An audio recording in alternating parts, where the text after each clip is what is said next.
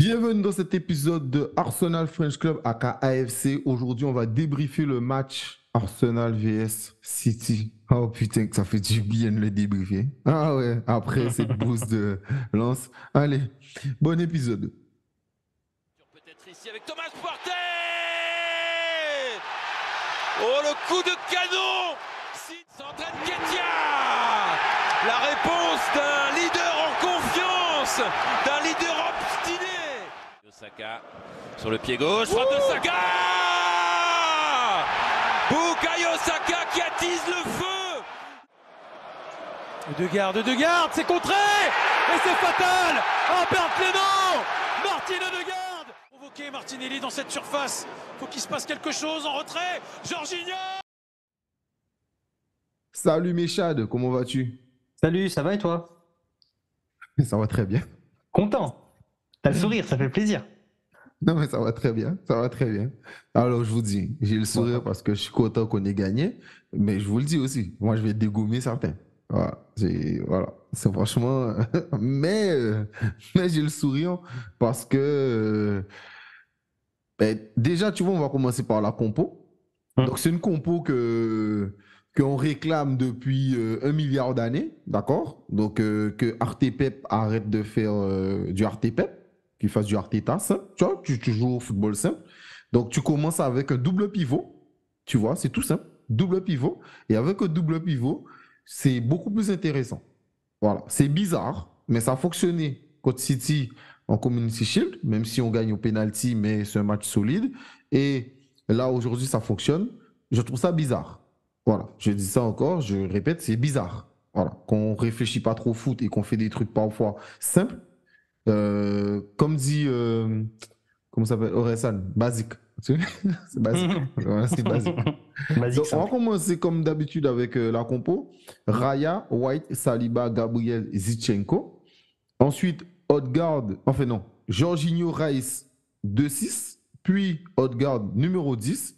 Et devant, Jesus, Nketiah, Trossard. Qu'est-ce que toi, tu as pensé déjà de cette compo?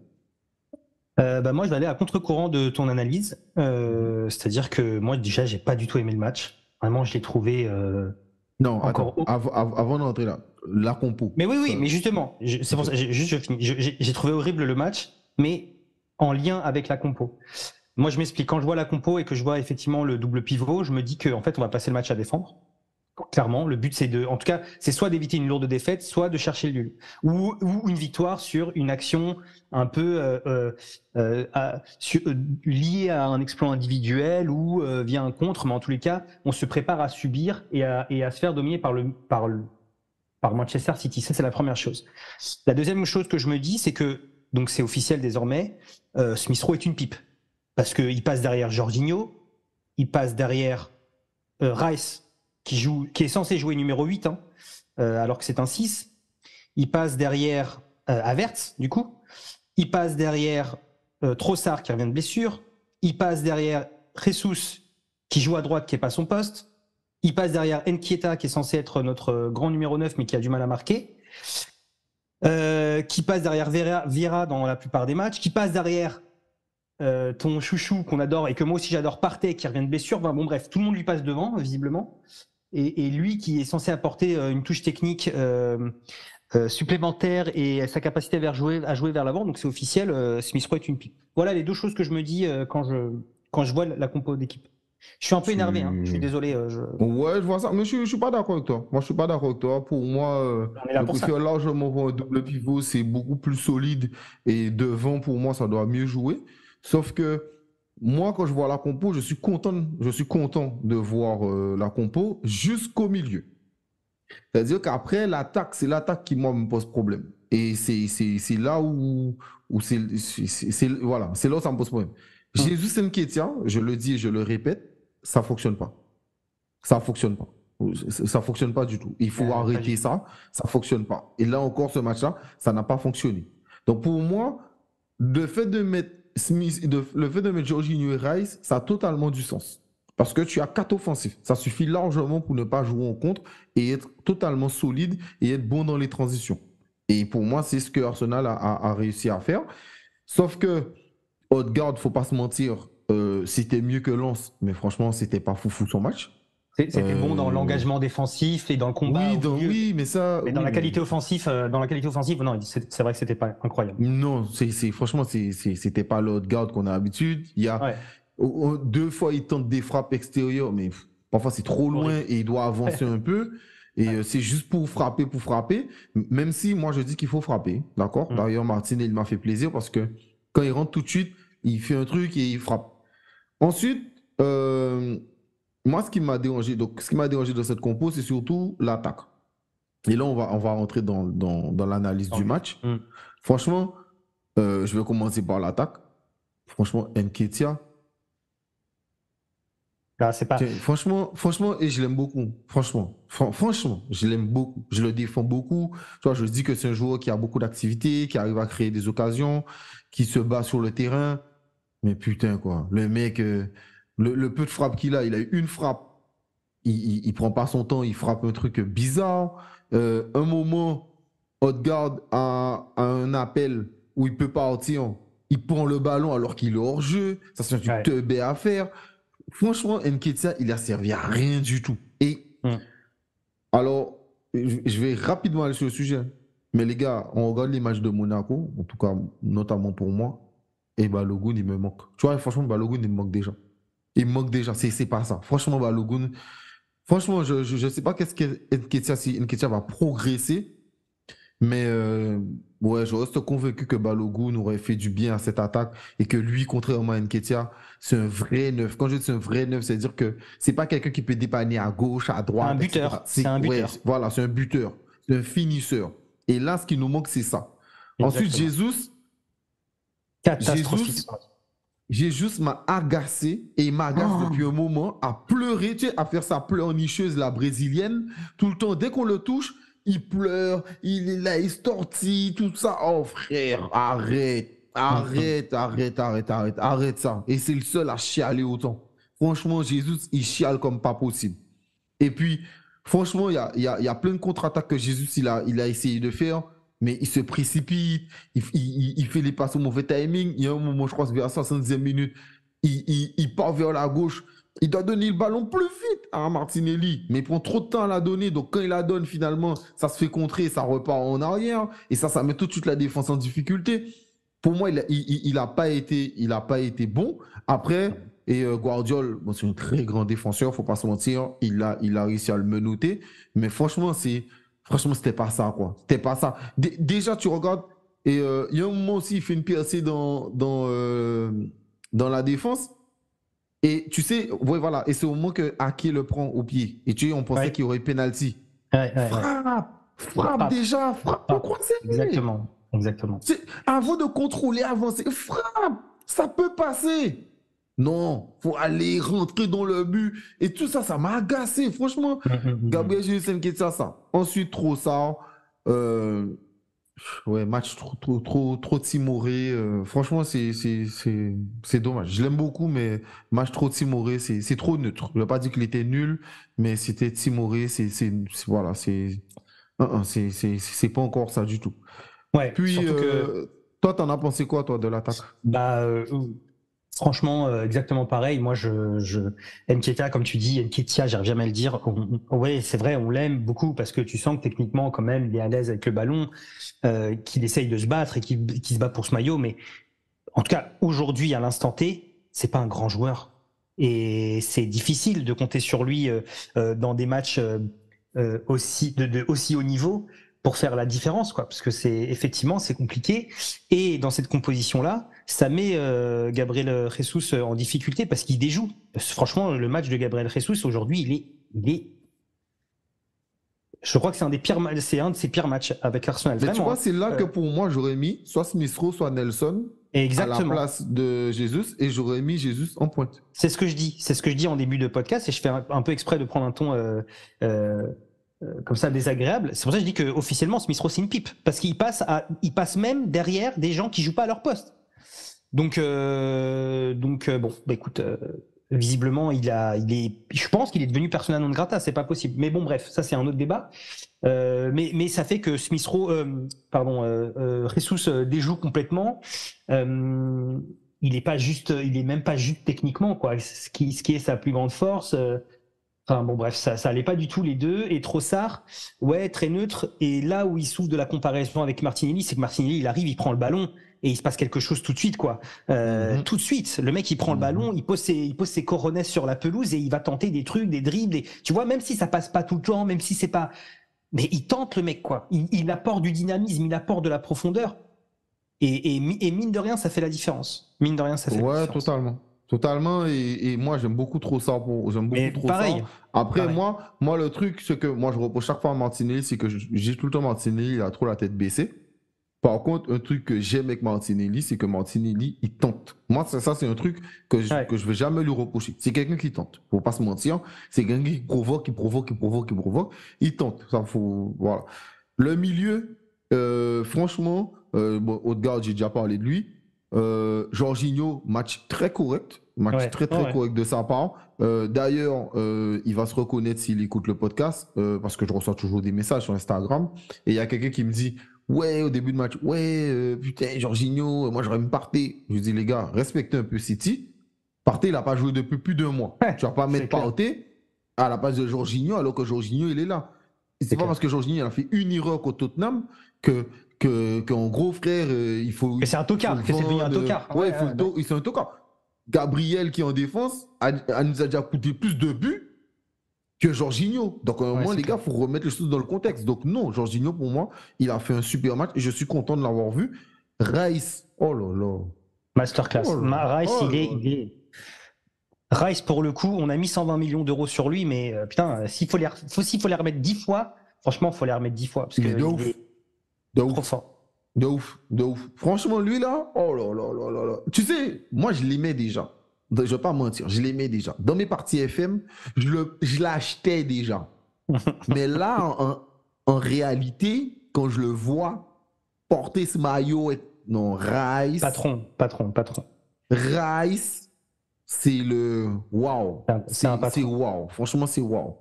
C'est un Puis, patron et je pense il sera très vite vice-capitaine ou capitaine si je pense aussi. si Odegaard vient à partir, ce que je pense pas, hein, mais en tout cas, ouais, ça Non, faisait je pense. longtemps qu'on n'avait pas eu avec Partey, ça faisait longtemps qu'on n'avait pas eu un milieu de terrain de sa qualité, selon Mais moi. on va parler de mon chouchou. On va parler de mon chouchou tout à l'heure. Parce Qui a fait la diff. que. Qui a fait la diff. Attends! Non, mais il fait la diff sur un truc que moi je dis. Mais on va parler de tout à l'heure. Là, on finit. On finit sur la défense. La défense, masterclass. Masterclass. Alon n'a rien fait. On va se mentir. Saliba, Saliba, il a Gabriel. éteint. Il a éteint. Ouais. Et Gabriel, sur la fin, c'est lui qui l'avait. Franchement, c'était top. Et un moment, le centre là, que Gabriel il arrête là en demi-volée là. Oh là là là là là là là là. Magnifique. Franchement, Magnifique. gros match. Et Zichenko, petit aparté. Donc, je reçois quelques messages de ça, etc. Moi, je comprends. Moi, je ne vais pas vous mentir. Donc, pour dire, donc, Zichenko parle beaucoup de l'Ukraine, ce qui se passe en Ukraine, blablabla. Et même le fait qu'il faut être anti-russe, tout ça.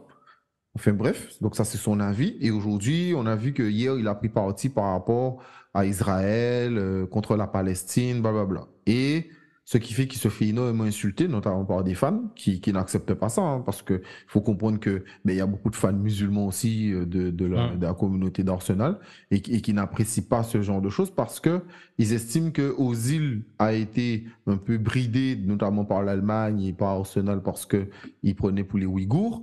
Donc, ils n'aiment pas trop ce positionnement. Moi, je vous dis clairement, euh, j'ai pas d'avis formel. Moi, en tout cas, moi, j'ai un avis sur le conflit Israël-Palestine, mais je trouve que euh, moi, ce qui m'embête un peu, c'est que c'est vrai que je trouve que Zinchenko est trop dans la politique. Tu vois, je dis pas que les gens, il faut rien dire, parce que moi, exemple, j'aime beaucoup Mohamed Ali. Tu vois, j'aime ce genre de personnes, tu vois. Hier soir, je regardais le film Judas and Black Messiah, que j'ai déjà vu, mais qui parle de Fred Hampton, qui est un ancien Black Panthers, etc. Donc, tout ce genre de choses, je connais et j'apprécie, mais c'est vrai que je peux comprendre que les fans n'apprécient pas ce genre de choses. Cette Enfin prise de bref. position, ouais. Mais revenons sur son match. Moi, j'ai adoré son match. J'ai kiffé son match. Et, défensivement, je l'ai trouvé très bon. ce qui est rare. J'ai trouvé très bon. Et je ne vais pas te mentir, j'ai eu peur. Et je pense qu'Arteta aussi a eu peur. Et c'est là qu'on va parler du coaching tout à l'heure d'Arteta. Quand il a fait rentrer Doku, je me suis dit, oh là là, on va, Zinchenko, il va prendre le feu. Et 2-3 interventions, je l'ai trouvé très solide sur Doku. Je me suis dit, ça c'est bon. Ensuite, White, de l'autre côté. Le Mat Pokora anglais, qui a fait un match de ouf. Voilà. Ouais, gosse, tout, voilà. Qu'est-ce que toi, tu as pensé de la défense? On parlera de Raya tout à l'heure. Ouais. Ouais, on va parler de Raya tout à l'heure. La défense, moi je le dis depuis le début de la saison, là où Arsenal m'avait impressionné la saison précédente sur son jeu offensif, je trouve que cette année, là où Arsenal est impressionnant, hormis le match contre Lens, c'est sur l'aspect et l'organisation défensive. Les quatre derrière c'est du très haut niveau. C'est du très très haut niveau. La charnière centrale, je l'avais dit, bon, Saliba, il n'y a pas de débat. Franchement, Saliba, il n'y a pas de débat. C'est, je sais pas quand est-ce. En fait, il faut essayer de réfléchir aux erreurs qu'il fait sur les matchs. Et en fait, il y en a pas, quoi. Il est propre dans ses interventions. En tout cas, il n'y en a pas beaucoup, c'est vrai. Il n'y en a pas beaucoup. Quand il faut être dur sur l'homme, il est dur sur l'homme. Quand il fallait coller à Land, il le collait, il le lâchait pas d'une semelle. Enfin, tu vois, je trouve qu'il est hyper juste dans son placement et dans le combat physique. Et Gabriel, moi, je trouve que, en tout cas, s'il continue comme ça, Gabriel, moi, je trouve qu'il est, je le trouve vraiment impressionnant, moi, Gabriel. Hein. Vraiment, je trouve qu'il a, tu sais, il a moins ce côté teubé qu'il avait les saisons précédentes, qui le faisait péter, disjoncter un câble en match. Je trouve je le trouve très fort physiquement, notamment. Et ouais, globalement, l'organisation défensive, elle est très bonne. Et si on regarde, encore une fois, tous les matchs depuis le début de saison, moi, je trouve qu'on n'est pas hyper inquiété à chaque fois, quoi, dans les matchs. On n'est pas hyper inquiété. Et pourtant, on prend des buts, on prend des buts. Mais quand tu regardes les buts, je suis d'accord. Même si tu regardes les buts qu'on se prend contre Lens, bon, le deuxième, c'est une belle organisation. C'est lié à un beau jeu et surtout des problématiques qu'on avait sur les côtés. Mais le premier, en vrai, c'est une erreur de Raya. C'est un exploit individuel de Eliwahi qui fait un contrôle et une remise que franchement, je sais pas s'il serait capable de la refaire. Et Thomasson qui fait un enveloppé. Enfin, tu vois, ça reste un but extraordinaire. Mais je veux dire, globalement, depuis le début de saison, je trouve que défensivement, effectivement, on est très rassurant et ça s'est vu sur ce match parce qu'on n'a pas été hyper inquiété, sauf effectivement sur les 20-25 premières minutes où je me suis dit, oulala. Tu regardes les 25 premières minutes, tu dis, c'est sûr qu'on va je sais pas comment on va faire pour tenir. Ah ouais. À moi, bah attends, je trouve que les occasions que City rate, notamment lors des 20 premières minutes, on a de la chance. Alors moi j'ai été inquiété une vraie fois, c'est quand Rice retire le ballon au début. Ouais. Voilà, Rice retire le ballon au début. Ensuite, oui, mais bon, après, bon, ouais, enfin, oui, c'est vrai. Mais je sais pas, moi c'est surtout ça que j'ai été inquiété, mais je pense que je comprends ce que tu disais, c'est-à-dire qu'on a quand même beaucoup de buts. Après, moi, c'est vrai que je trouve que c'est rarement la faute de la défense. Je trouve que c'est parce qu'au milieu, on n'est pas assez solide, et c'est pour ça que je te dis que je préfère le double pivot. Voilà. En tout cas, parlons maintenant du cas Raya. Moi, je le dis et je le répète, Raya a un jeu au pied exceptionnel. Je l'ai déjà dit et je le redis. Tu vois, on a parlé de ça. Moi, je le dis et je suis convaincu qu'il a un jeu exceptionnel. Par contre, je suis convaincu aussi de ce que j'ai dit dans les autres podcasts, c'est qu'il a trop de confiance. Il pense qu'il est un grand joueur. Alors, vouloir être un grand joueur, c'est des choses. Vouloir être un grand gardien, il a raison de vouloir. Penser qu'on l'est, c'est autre chose. Il ne l'est pas. Il ne l'est pas. Aujourd'hui, franchement, il a fait que de la merde. Ses relances, ça a pué la chiasse. Ça a pué la merde. C'est nombre de fois qu'il a mis la défense en difficulté encore parce qu'il prend trop de temps pour relancer, il fait ses trucs, etc. Julian Alvarez aurait pu manquer quand il frappe sur lui. C'était peu. Mais frère, et ensuite il regarde Gabriel en mais frère, c'est à toi, avant de la donner à Gabriel, tu aurais dû déjà dégager. Tu aurais déjà dû dégager. Sauf que tu es là, tu es en train de faire des simargris. Tu es en train de faire le clown. Ensuite, il y a 2-3 fois, il fait des relances, ça va à l'extérieur, il lève sa main, il s'excuse. Mais frérot, je sais pas, moi Moi, tu sors Ramsdale, tu mets ce gars-là. Je dois m'attendre à quelque chose. Mais c'est lui, il met plus la défense en difficulté que rien du tout. Le mec est moins serein que la défense elle-même. Non, moi non, frère. Non, calme-toi, calme-toi. Fais juste ton boulot. Et c'est là où moi, j'aime beaucoup Ramsdale. C'est que Ramsdale, il n'y a pas de fioriture.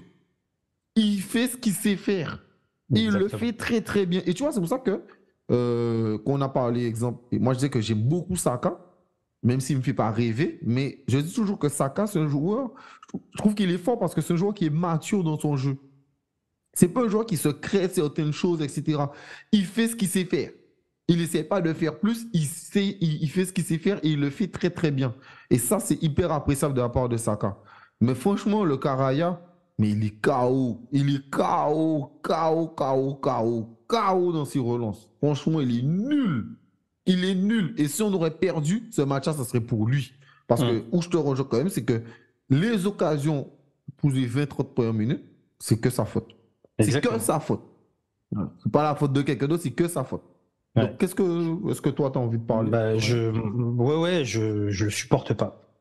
Voilà. Je le supporte pas. Comme tu dis, il pue la confiance et c'est pas un compliment. On a compris que tu étais fort au pied, mec. Arrête de forcer. Fais pas le forceur, mec. Ne fais pas le forceur, tu sais, c'est comme les beaux gosses en boîte de nuit, ils font les forceurs à la mort pour choper une meuf, et ils se mangent 25 râteaux, ils en rapportent une, et après ils sont là, et tu vois ce que je veux dire? C'est exactement pareil. Non, mais franchement, le parallèle, c'est totalement ça. Le mec, c'est un forceur de bois. Forceur de fou, frère. T'as là-bas, tu veux faire ton numéro 10.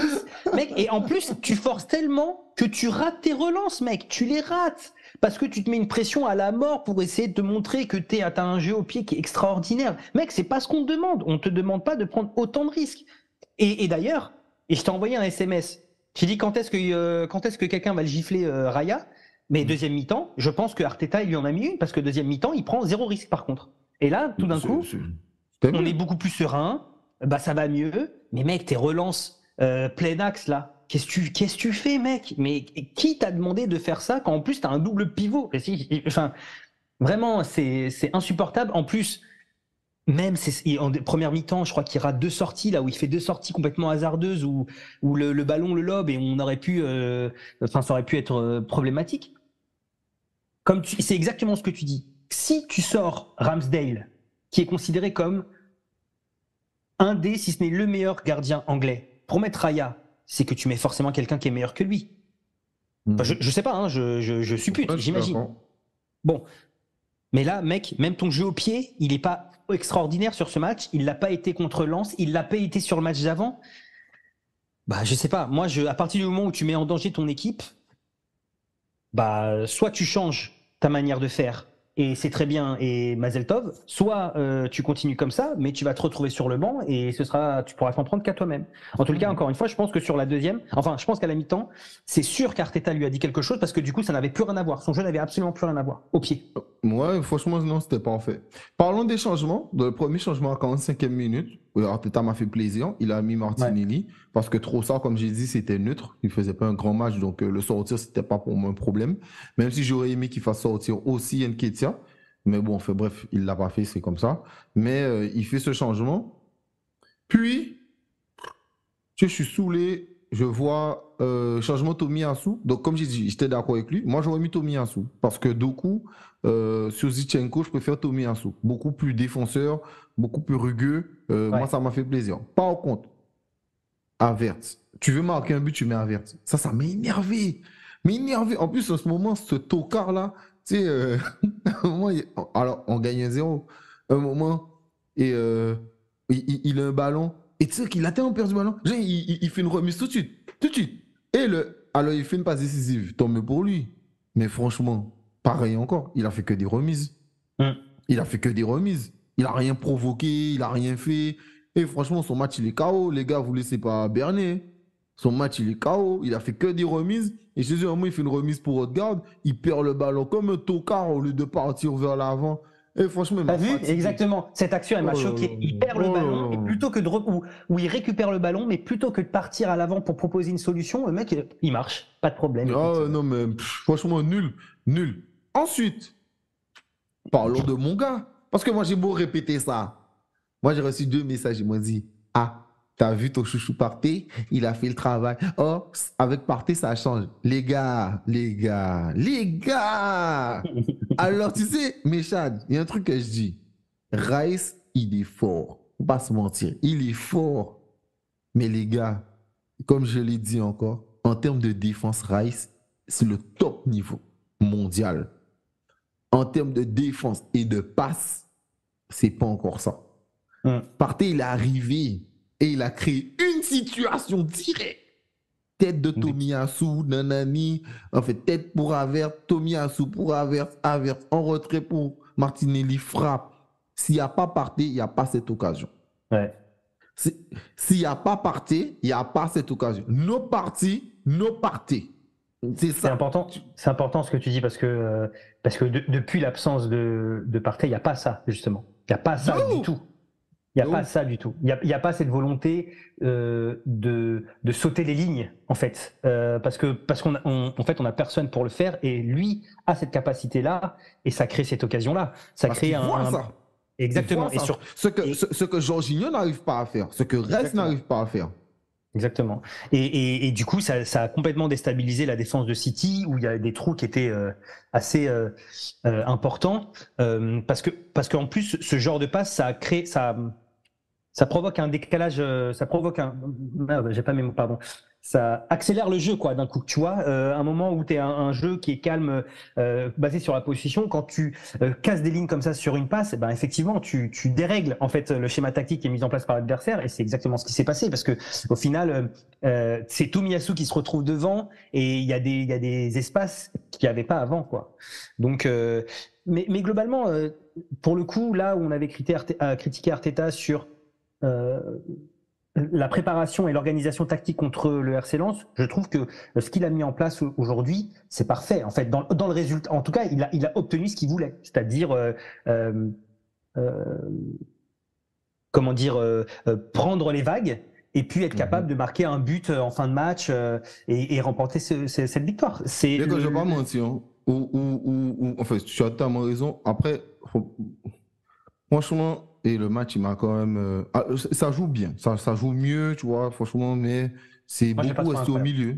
Non, j'ai dit ça joue mieux. J'ai dit ça joue mieux. Je vois ça joue bien. J'ai dit ça joue mieux. Ça joue mieux. J'ai trouvé plus de contrôle de la part d'Arsenal, mais j'ai senti que c'était un vrai match. C'était un vrai match de milieu de terrain. Ouais. Et puis c'était un vrai match. Et je trouve aussi, et je sais pas si t'es d'accord, mais je trouve que City a complètement déjoué. Je trouve que Pep, Guardiola. Je trouve pas que City a déjoué. Je suis pas d'accord. Ah ouais? Moi, je sais pas, je les ai pas reconnus, quoi. Vraiment, je les ai pas reconnus. Pour moi, Arsenal a fait pour moi, et Saliba et Gabriel ont fait un grand match. Et Rice, défensivement, je trouve qu'ils ont fait un grand match. C'est-à-dire qu'ils ne laissaient pas d'espace. Ils ne laissaient aucun espace pour les gars. Aucun espace. Et à un moment, ça me choquait même de voir Bernardo Silva, il venait chercher le ballon entre les défenseurs. C'est-à-dire qu'il venait tellement bas pour essayer de remonter le ballon parce que les gars, ils ne laissaient pas respirer. Et tu vois, comme tu as dit, moi je t'ai dit, Odegaard, pour moi, il a fait un mauvais match offensivement. En tout cas, pas un super match. Pas le Odegaard de début de saison. Oui, bien sûr. Mais par contre, quand tu me dis, oui, mais dans l'engagement, tout ça, je t'ai dit, c'est vrai. Et c'est ça aussi. C'est-à-dire que dans l'engagement, tout ça, et je trouve les milieux, ils n'ont pas laissé respirer les gars. Non, c'est vrai. C'est vrai, mais je sais pas, tu vois, je regardais le match et je me dis, mais j'ai l'impression qu'Arteta, il craint Arsenal, quoi. Non, parce que même regarde, j'ai l'impression que, je sais pas. Regarde même la passe. C'est ce sentiment que j'ai eu. Ouais, mais attends, tu m'as parlé de la frappe d'Ake. La frappe d'Ake, c'est qui met son pied? C'est Saliba. C'est Saliba qui fait que quand le fait de mettre son pied, Ake il frappe comme ça. Moi, franchement, je trouve que ils ont fait leur match. Après, faut pas se mentir aussi. Faut dire les termes. Non, oui, mais bon, après, Arsenal a créé son occasion. Félicitations à Partey. Moi, franchement, c'est mon joueur plus important. Enfin, bref. Mais un truc qu'il faut comprendre aussi, il n'y a pas De Bruyne, il n'y a pas Rodri. Avec De Bruyne et Rodri, c'est pas le même match. Ça, il faut le dire aussi. Tu vois, c'est-à-dire qu'on a gagné la bataille du milieu. Félicitations. Comme je dis, on a fait un grand match défensivement. Mais c'était Rico Lewis. Et voilà, Kovacic, on ne va pas parler de lui parce qu'il méritait rouge. Ah oui, il méritait clairement rouge. Il méritait rouge. Parce que même la première intervention, ils ont donné jaune. La deuxième intervention, pareil, le mec, il touche pas du tout le ballon. Il touche la cheville. Il y a pas, ça, pour moi, enfin, bref, ça, c'était rouge. Mais bon, c'est pas grave. Au moins, pour une fois, ça tourne dans notre camp. Après, moi, j'avoue que franchement, je suis sur le cul parce que On s'y moi, attendait je sais pas. que ça. On s'y attendait pas. Non, franchement, je m'y attendais pas. Mais tu sais, je m'y attendais pas parce que je me suis dit, ouais, je vois tellement et Arteta arriver avec Havertz encore, gna, gna, gna, bien qu'il a forcé à la fin avec son bouffon, mais tu sais, ce côté où je me suis dit, et quand j'ai vu le double pivot, je me suis dit, ah, ok, ben tu vois, je vais regarder le match. Parce qu'à la base, je n'avais pas Ouais. regardé le match. Je l'avais déjà dit. Et quand j'ai vu le double pivot, je me suis dit, ah, ben non, je vais regarder le match. Et ça m'a fait plaisir. Mais franchement, là, franchement, donner 2 défaites à City en une saison, félicitations. Franchement, masterclass. Moi, la seule chose que j'espère, c'est que il va retenir la leçon et que, frère, voilà, il va continuer aussi à faire tourner. Moi, j'ai envie de voir Nelson, j'ai envie de voir Smith Rowe, j'ai envie de voir la continuité aussi chez eux, tu vois. Et je veux plus voir Jésus et Nketiah, ça ne fonctionne pas. Il y a Ouais, c'est pas de clair. lien, il y a pas de lien, ça joue mal. Ça joue trop mal ensemble. Donc, voilà. Mais globalement, euh, franchement, oui, j'ai quand même le sourire. Et toi, Ouais, non, non, ils ont fait un vrai match bonhomme? de bonhomme, voilà, c'est ça. Ouais. C'était pas, franchement, vraiment, c'était pas un match extraordinaire, c'était pas un match hyper emballant, mais ils ont fait un match de bonhomme, voilà. Et là où pendant très longtemps on souffrait de la comparaison par rapport à cela, on nous cataloguait d'équipes, de gamins, d'équipes qui avaient pas de mental, etc. Là, vraiment, tu as montré que tu avais du répondant et que tu étais capable de faire face à une équipe comme City. Voilà, et moi, enfin, Rice, vraiment, je trouve il change quand même beaucoup de choses dans ce milieu de terrain. Rice, vraiment, je pensais pas qu'il s'adapterait aussi vite parce que il vient de West Ham, d'une équipe qui défend beaucoup, tu vois, et qui a une manière de jouer qui est pas similaire à celle d'Arsenal. Et franchement, son adaptation, elle est remarquable, vraiment remarquable. Et Saliba, Gabriel, moi, les deux là. Très très haut niveau. Donc il faut que ça continue comme ça, c'est top. J'espère que ça va donner confiance à l'effectif pour faire des choses beaucoup plus positives que ce que l'on a vu depuis le début de saison.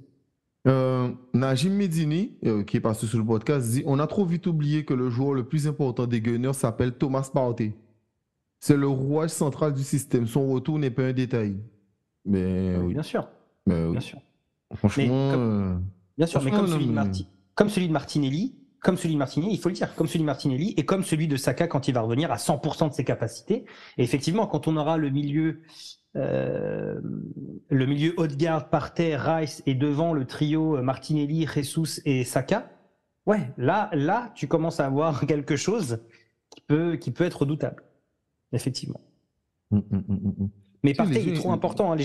C'est vrai, les gens, ils ont la mémoire courte. et les gens me fatiguent oublient. tellement. Il Ouais. y a un gars qui lui répond: N'importe quoi, en 2023, le rouage central s'appelle Declan Rice. Donc Partey n'est pas vraiment un élément important.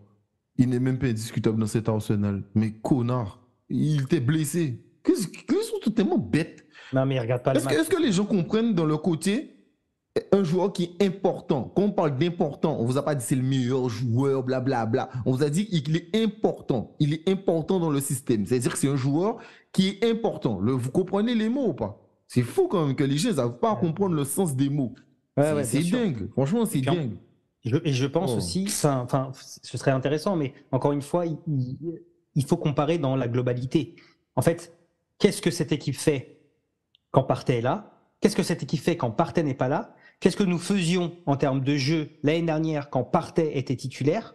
Et qu'est-ce que l'on produit depuis le début de saison, depuis que Partey n'est pas là? On le redit, on le Mais répète, effectivement, d'un point de vue toutes les comptable. manières, de toutes les manières, d'ailleurs,